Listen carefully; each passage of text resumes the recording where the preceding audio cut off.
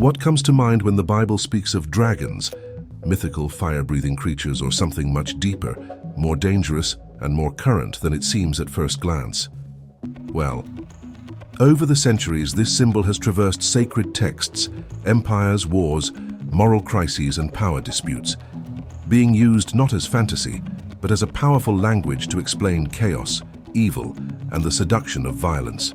From the oldest pages of the ancient Near East to debates that still shape politics, economics, and behavior today, we will dismantle common sense, separate fact from interpretation, visit historical figures, biblical texts, and little-known cultural contexts, showing why the dragon was never just a monster, but an uncomfortable mirror of humanity and its systems.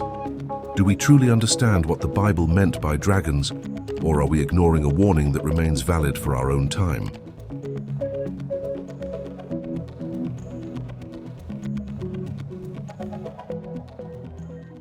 Before the Bible existed as we know it, the world was already populated by symbolic monsters. In the ancient Near East, civilizations like the Babylonian and Canaanite used chaotic creatures, giant serpents, sea monsters, and dragons, to represent forces that threatened the order of the world. Texts like the Enuma Elish speak of Tiamat, the dragon goddess of primordial chaos, defeated so that the cosmos could exist. The Bible is born in this same cultural environment, engaging with these images familiar to the ancient audience. Therefore, when Hebrew texts mention Leviathan, Rahab, or Tannin, they are not describing zoology, but symbolic language loaded with meaning. The dragon here is the personification of the chaos that opposes the life organized by God, but the Bible does something bold. It redefines the myth. In Psalms and Isaiah, the dragon is not a rival deity, but a limited creature, subject to the Creator. This breaks the mythological logic of the time, affirming that chaos is neither eternal nor invincible. It is as if the text were saying, evil makes noise, it frightens, but it does not rule the game. This vision shapes a new way of seeing the world, where order is born not from violence, but from the creative word. And this silent inversion prepares the ground for something greater that is yet to come, like a tide receding before revealing the true size of the ocean. A perfect garden, a simple choice, and a subtle voice that does not roar, but whispers. In the account of Eden, the serpent does not appear as an explicit monster, and this is no accident. Unlike mythological dragons that attack with brute force, it acts through persuasion, questioning, distorting, and planting doubt.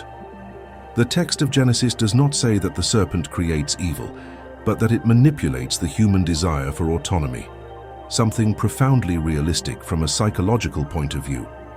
Chaos enters the world not through violence, but through the seduction of false freedom. Here the dragon learns the most dangerous art, convincing without compelling. As centuries passed, the biblical tradition began to link this serpent to a greater spiritual force, as explicitly appears in Revelation when it is called the ancient serpent. The connection is not literal, but theological. It is the same pattern of action, the use of deception to generate death. Just as in Eden, chaos does not destroy everything at once. It corrupts from within, little by little, like invisible rust. The narrative suggests that the true danger is not in the external attack, but in the internal choice. And it is precisely from this silent fissure that the subsequent dragons will emerge, now with increasingly human faces. The dragon does not always crawl. Sometimes it governs sitting on a throne. When the Bible describes certain kings and empires, the language changes tone and gains symbolic scales. The Pharaoh of the Exodus, for example, is compared to a great water monster in prophetic texts like Ezekiel, because he controls, oppresses, and kills to maintain order by force. The image is not poetic exaggeration, but political criticism. Power sustained by fear approaches primordial chaos. The ruler ceases to be a shepherd and begins to act as a predator. Thus, the dragon takes human form. The same pattern appears in figures like Goliath, described with gleaming armor and enormous strength, almost like a mythological creature before Israel. He represents more than a military enemy. He embodies the logic of domination through intimidation. David's victory, a young man without heavy armor, reinforces the message. Chaos is not defeated by imitating it. When leaders adopt violence as the official language, they become extensions of the dragon they claim to fight. And without realizing it, they pave the way for something even greater, where the monster ceases to be an individual and becomes a system. There is a hidden danger in the stories of heroes. The longer someone fights monsters, the greater the risk of learning to speak their language. The Bible perceives this dilemma early and exposes it without romanticizing. Kings who start well, like Saul, end up resorting to fear, persecution, and violence to maintain control. The text does not only blame the external enemy, but reveals the internal corrosion caused by the continuous use of destructive methods. Fighting chaos with chaos seems effective at first, but it comes at a high price. Gradually, the hunter begins to wear invisible scales. This logic spans generations and serves as a moral warning, not a theological detail. The dragon does not win only when it destroys cities, but when it convinces its opponents to imitate it. It is a silent, almost elegant victory, by the way. The Bible insists that the problem is not just who commands, but how they command. When power becomes an end in itself, it deforms the one who wields it. And it is precisely at this point that the biblical narrative broadens the focus, moving from the individual to something more comprehensive, where the dragon ceases to have a proper name and gains a flag.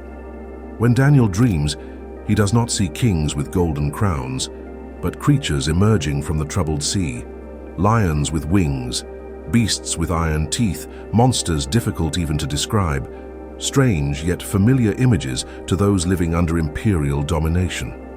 The sea in Hebrew symbolism represents chaos, and from it arise empires built by violence.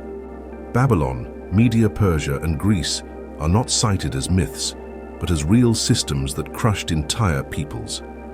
Daniel transforms politics into visual theology. The message is direct.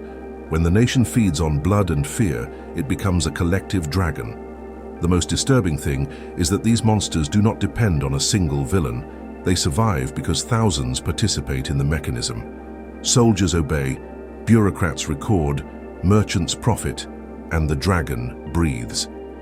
Daniel's critique goes beyond his time and echoes in any structure that normalizes injustice. It is no coincidence that these empires rise from the sea, like successive waves of oppression. Hope, however, does not arise from chaos, but from another place, more solid and unexpected. In the midst of so much monstrosity, Daniel's vision suffers an abrupt break, almost a dramatic silence. Instead of another beast, someone appears like a son of man, a simple, even common expression, but loaded with intention. He does not come from the chaotic sea, but presents himself before God as one who belongs to the order of creation.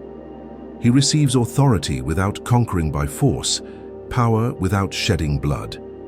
The contrast is intentional. While empires rise through violence, this ruler is elevated by justice. It is a radical redefinition of what it means to reign. This figure does not dominate like a dragon, but governs as a fully human being, the way humanity should have been from the beginning. Daniel suggests that true power does not dehumanize, but on the contrary, restores. Biblical hope gains a face, not claws. Amidst kingdoms that crush, the idea of a kingdom that heals emerges. The question ceases to be, who is the strongest monster, and becomes who is truly human. The answer is not yet complete, but it already points to a decisive confrontation that will change the course of history. Centuries later, a carpenter from Galilee begins to use a strange and loaded title for himself, Son of Man. It is neither coincidence nor excessive modesty. It is a calculated declaration. Jesus enters the scene confronting exactly the symbols of the biblical dragon: the agitated sea, the hostile desert, sickness, and death. By calming the waters, he repeats a gesture attributed to God in the Psalms, showing authority over chaos. By resisting the temptation of easy power, he rejects the shortcut of domination. The confrontation exists, but the method is different. The most disconcerting thing is that Jesus never tries to destroy the dragon by imitating its strength.